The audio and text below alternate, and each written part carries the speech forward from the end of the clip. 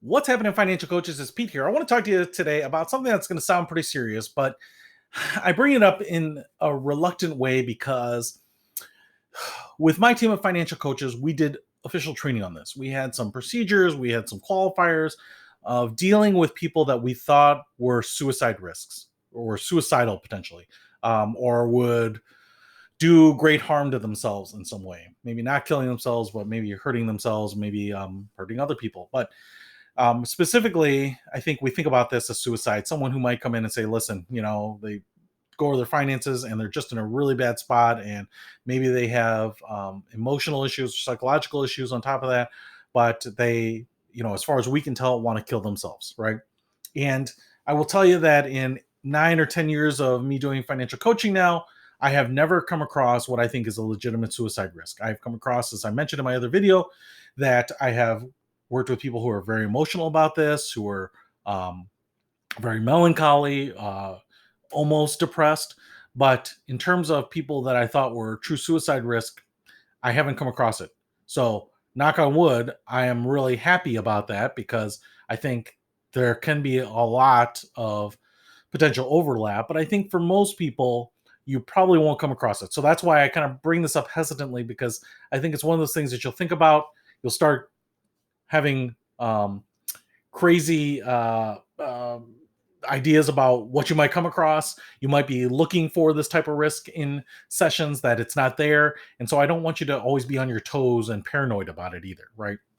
And I will say that we did a full day training with coaches on this, and I'm just going to break this down into a couple minutes here. I am not going to give you the full framework of that because I don't think it's necessary. You can come up with whatever procedure you want for this, but here's basically kind of the steps that we would go through if we had this issue, right?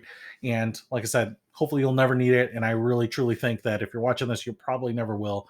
But I'd rather have planted the seeds, some ideas of what you can do in this kind of situation if it ever does come up. So first of all, you know, and I'm not even sure what the situation would be if it comes up, but you know, people can have a catastrophic loss, lose people in their family, be left in a terrible financial situation, and maybe they don't have someone to rely on or to go to for comfort in this situation or financial comfort.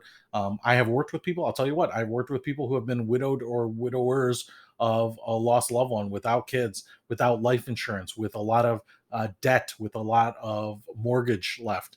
I've had it where people discovered there was more debt than they thought after a loved one died. And so, and not only that, but I have worked with people who, unfortunately, her husband perished in an accident at work.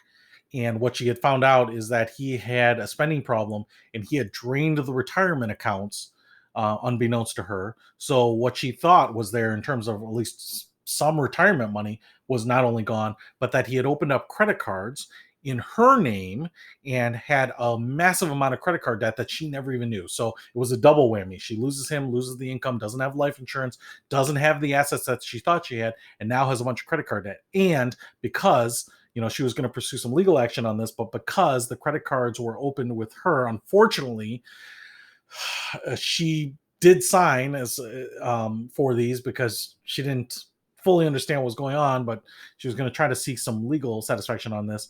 Um, because even though he passed away, the debt is in her name, so the debt doesn't go away. So, ironically, I believe if the credit cards had been in his name, potentially there would have been a way out of it because that's his debt, and now he's no longer around because it's in her name. So, kind of double, triple whammy.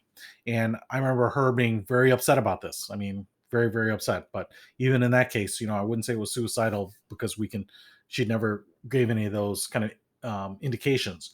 But as far as I can tell, you could come across some of these. So I don't mean to digress too much on that. I don't think it's a situation that'll come up, but hopefully if it does, this will help. So first of all, the first criteria is a suicide threat real? There are a lot of things that people will say, and I've even heard some of these, like, oh, maybe I should just off myself, or I'd be better off dead, or I'd be better off if my husband died, right? Because, you might have $1 million in life insurance and $100,000 in credit card debt. It's one of those things that people will kind of say things off the cuff or, in jest, right? And I don't think that we should be so on edge about this that anytime something like that comes up, you immediately rush to, is this real? Do you really mean to kill your husband? Because in most cases, it's just in jest, right? So you really need to kind of have a good feeling for if your client is saying things like, "Oh, I should just kill the guy," and get the life insurance too. Yeah, I wish I were dead, or whatever the phraseology might be. So, first thing, is it real or is it just something that they're saying? Two, can they do it? Now, this is where I've had some struggles with people because uh, some people have said, well, we want to verify that they can do it. Hey, you said you wanted to shoot yourself. Do you have a gun in the house? I think that's maybe fair.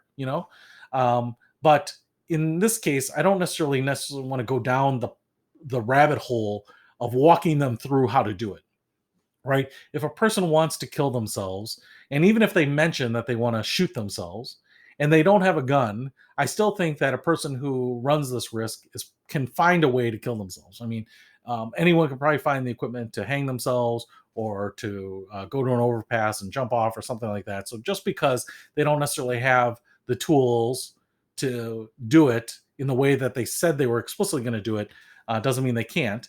And nor do I think that just because they have it means they'll do it.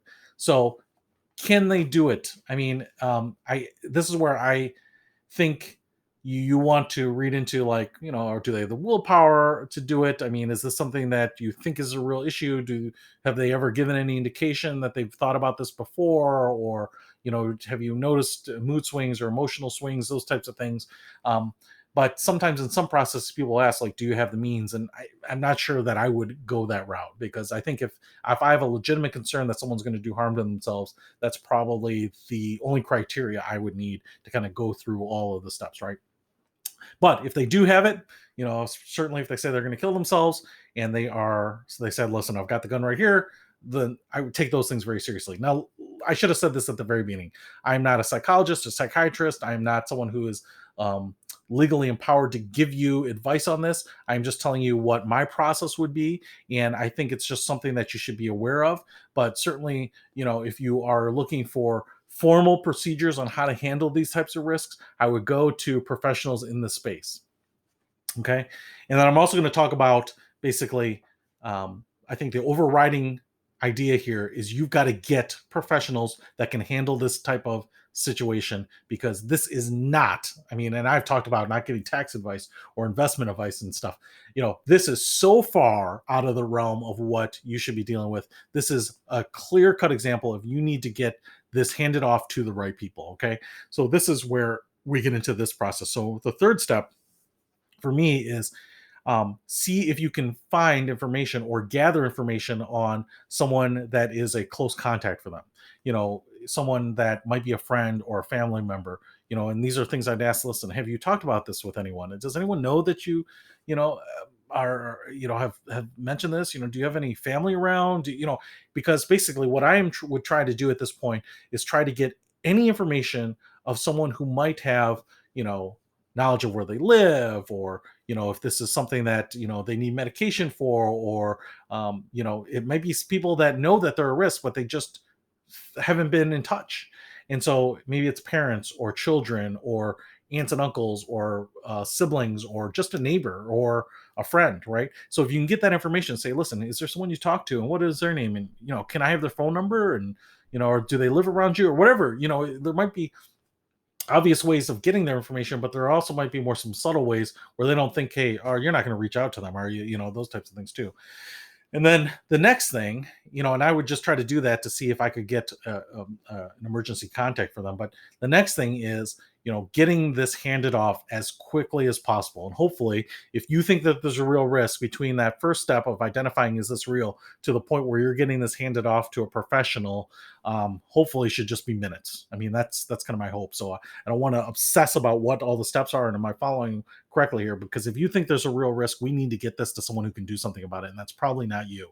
If you're sitting there with someone face to face, that might be, hey, maybe I'll just keep you here in my office until, I can get someone here to help you. But in a lot of cases, if you're doing something over the phone or the web, one, you might not even know where they live. I mean, maybe you don't collect their home address when you work with them.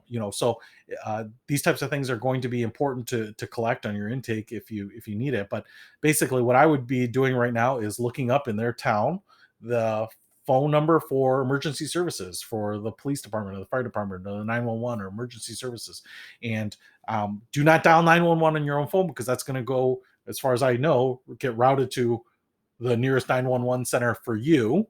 What you need to do is you need to often get online based on their phone number, most likely their address, because their phone number, as my phone number is, it's still an area code of where I grew up, as opposed to where I'm living now. So the address can be the most reliable way, and see if you can find the police department. And I wouldn't obsess about, is this the right place? Is the police department the right place to call? Fire department the right place to call? Emergency services, whatever. I would just call. If the police is probably a good number to call. Call them. If you need to put the person on hold, then you need to do that. If you can IM someone, or SMS someone, text message someone else to help support you in this so that you don't have to hang up on them, even better. But for a lot of independent people, you might not have that opportunity, but maybe you have a spouse or someone at your home office or at your office, or a coworker or something like that can help you out on it too. Great. And I would stay on the line with them as long as possible. And basically, if you do call the police, you can say, "Hey, I'm working with this person. They said that they were going to commit suicide. I'm asking for a well-being check."